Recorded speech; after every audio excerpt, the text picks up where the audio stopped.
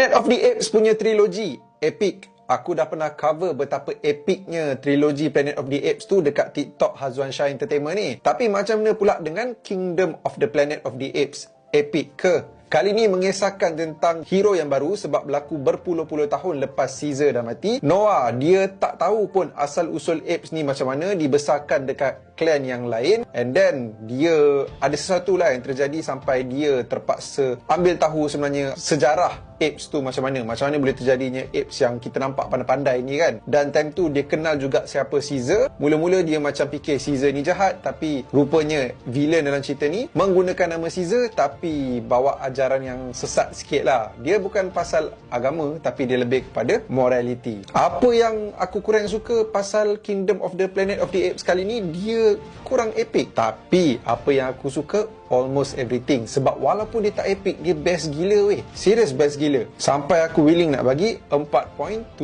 bintang daripada 5 bintang. Tak epic, tak semestinya, tak best. Dan lepas dah tengok ending Kingdom of the Planet of the Apes ni, aku mengharapkan ada sambungan yang seterusnya pula lah. Sebab untuk Planet of the Apes punya series ni, aku memang suka gila. Boleh kata hampir semua movie best. So of course lah aku nak lagi.